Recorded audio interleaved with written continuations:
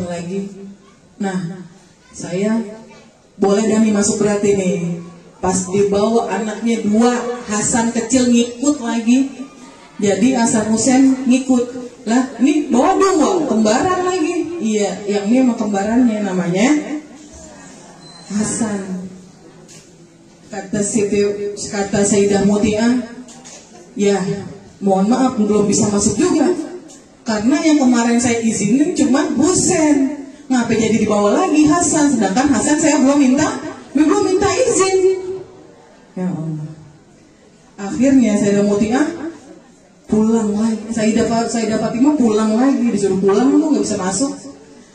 Akhirnya dia datang sendiri dah udah.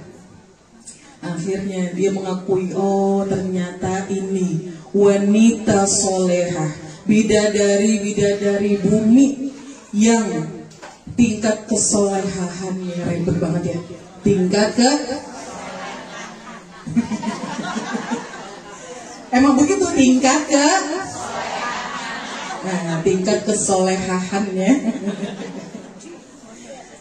sudah teruji. Makanya Nabi enggak main-main Bu milih perempuan untuk masuk surga setelah Ummul Mukminin. Masya Allah. Nah, Siti Fatimah nanya, untuk apa ini ada kipas dan cambuk? Dijawab sama Sayyidah Muti'ah, kipas ini senantiasa saya khususkan untuk suami saya, yang kalau pulang dari mana-mana saya kipasin, yang kalau lagi gerah saya kipasin. Dikipasin manual Bu, bukannya dikasih pahala ke kipas angin, bukan. Yang dapat pahala di kipas angin kalau kita nih sekarang. Iya, kalau dia dikipasin Bu pakai kipas bambu. Kalau orang sekarang udah nggak ada yang ngipasin pakai kipas bambu ya, cuma tukang sate doang kali Bu. Oh begitu. Nah setelah itu ditanya, nanti cambuk buat apaan nih cambuk? Nah cambuk ini untuk saya sendiri. Kalau suami saya nggak ridho dengan apa yang saya perbuat, saya nyerahkan cambuk ini ke suami saya. Silakan.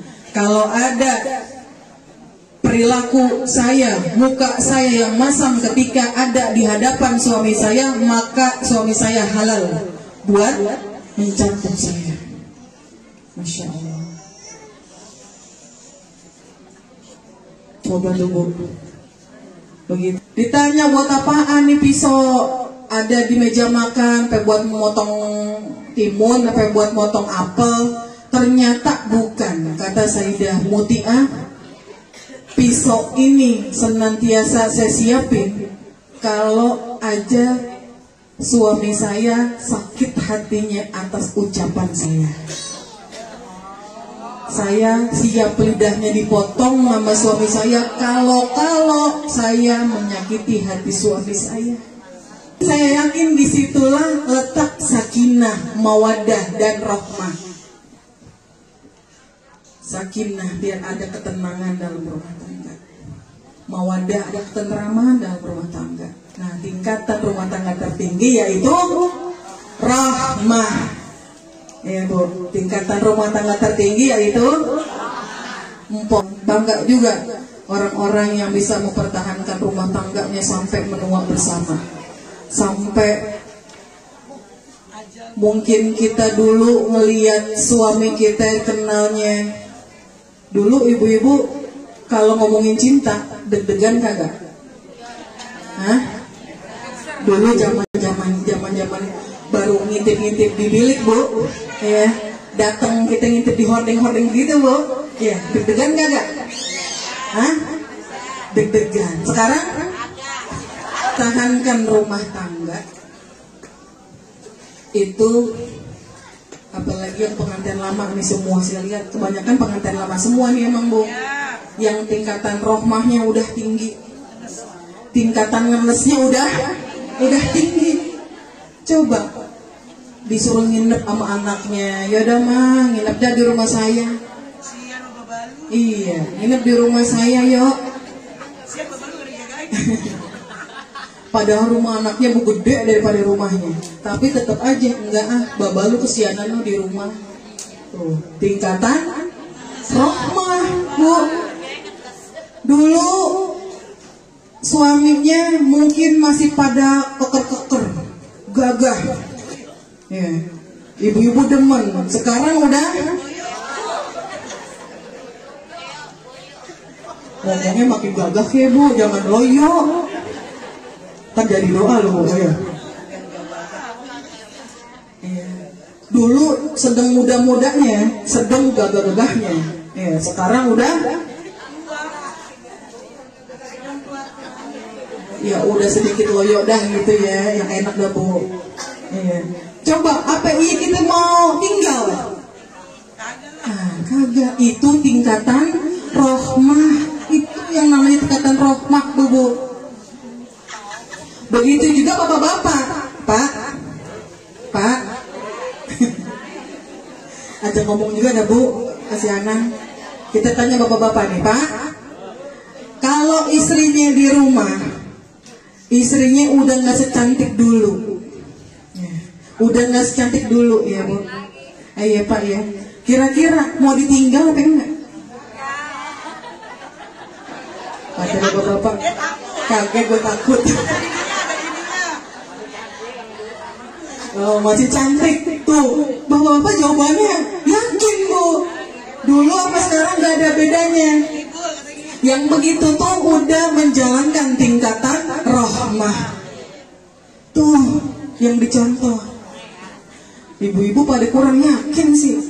Orang makin kata loyo dulu. Iya. Padahal ditantangin tadi yang cium ya Pak ya. Iya.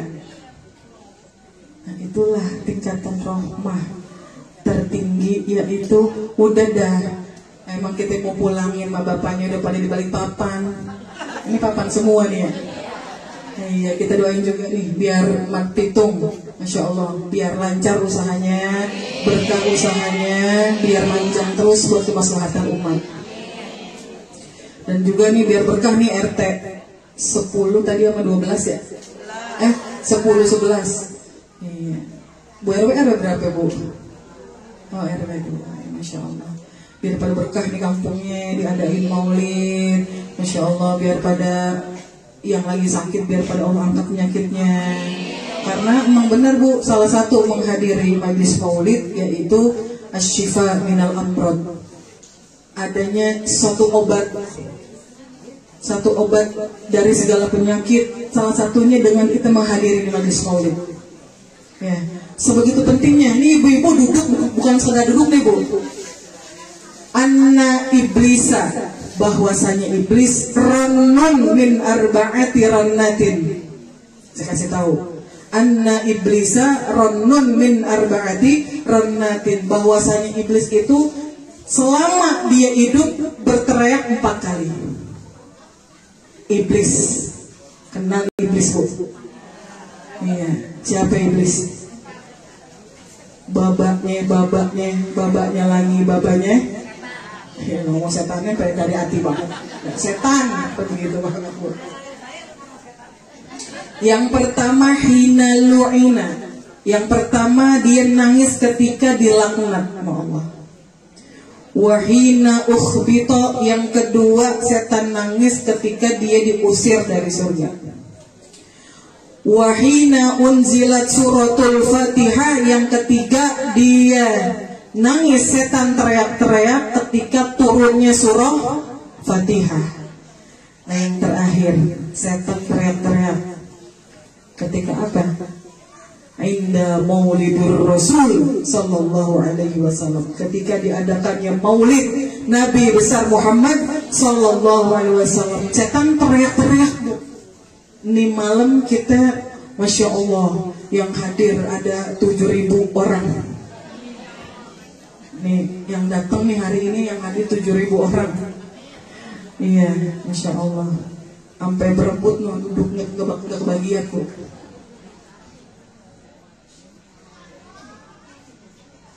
Kenapa setan segitu teriaknya? karena enggak akan ridho dengan orang yang memperingati Nabi besar Muhammad SAW. Maulidnya Nabi Muhammad SAW, setan enggak akan ridho. Karena apa? Karena manfaatnya terlalu banyak. Karena pahalanya kebangetan gede. Makanya saya pernah cerita tuh Bu, Habib Munzir, saya pernah cerita tuh ya di Majlis Asy-Syahriyah. Habibana Munzir Bu, Habib Munzir bin Fuad Al-Musawa, pimpinan Majlis Rasulullah SAW. Beliau ketika orang-orang membaca marhaban ya marhaban ya nurul aini marhaban jaddal husaini marhaban marhaban marhaban ya marhaban ya nurul aini marhaban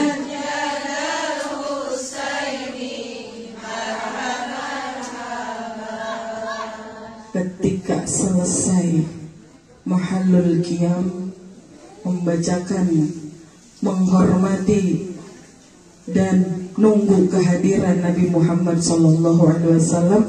Ketika itu Habib Munzir selama celinguk, kok gak ada Nabi yang hadir.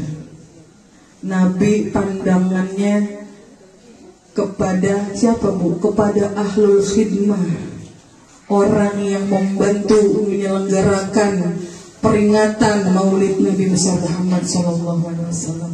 Yang di depan belum tentu dipandang, yang megang mic belum tentu dipandang, tapi orang yang membantu proses berjalannya, berdirinya Majlis Maulid Nabi Muhammad SAW.